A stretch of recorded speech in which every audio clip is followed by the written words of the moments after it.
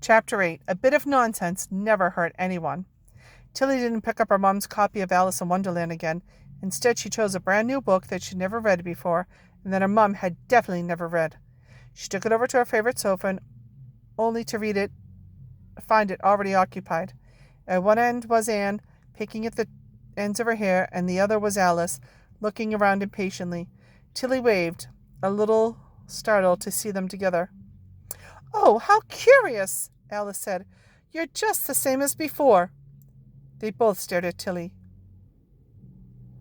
"Why wouldn't I be just the same? I don't know why you're so surprised.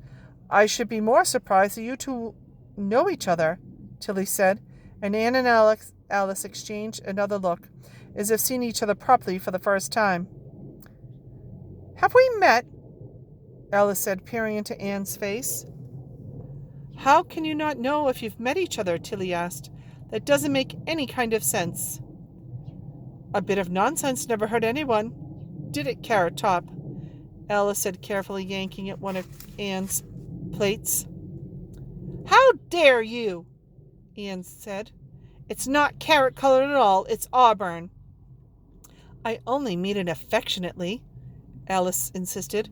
"Your hair is lovely and carroty. One of my very great friends has hair that is a similar color, only most of the time he hides it under a hat. I don't know why you are so touchy about people pointing out what is, after all, a fact that cannot really be denied. But it is ever so thoughtless to point out other people's faults," Anne said. "I would hardly come up to you and inform you that you are quite rude, and if I'm being brutally honest, that I think you've shrunk since we've been here." "Well, I am not in charge of that," Alice said crossly. "I cannot help any of it. And I am not in charge of the color of my hair," Anne retorted. "I don't think you would be Anne at all if you didn't have red hair," Tilly offered. "But when it comes down to it, I'm not so attached to being Anne," Anne replied. "If, when I was born, I had beautiful hair as dark as a raven, or blonde hair—" She glanced resentfully at Alice. "But maybe my parents would have been moved to call me something altogether more elegant, like Ermintrude or Cordelia." "I don't agree at all," Alice said. "Sometimes I feel that my Alice-ness is the only thing I've ever known to be true, even when everything around me is acting very strangely indeed. What do you think, Tilly?" And both girls turned to look at her, waiting for an answer. "Oh, I really don't know. I'm not entirely sure what Tilliness is, to be honest.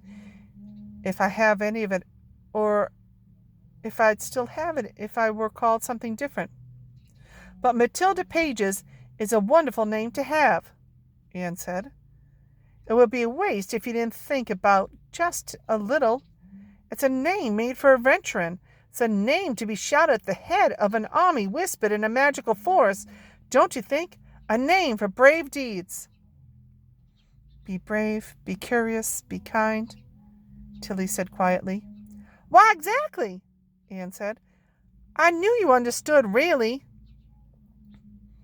"I just need an adventure to find me," Tilly said. "Why, you can't wait for adventure to find you, Matilda," Anne said. "You must go and find adventure and shake it firmly by the hand as you get out and toward the horizon together." "I agree," Alice said.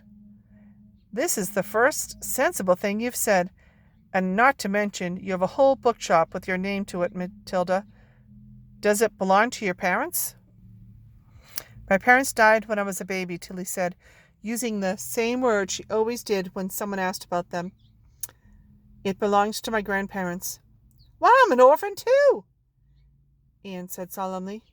Tilly felt a skinny hand take hers and looked down to see Anne's fingers intertwined with her own. "It's not something Alice will understand.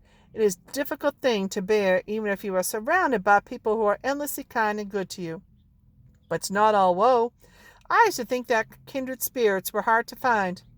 But look, you have just found two this afternoon." And for that moment, it seemed to be wholly unimportant whether Anne and Alice were real or not.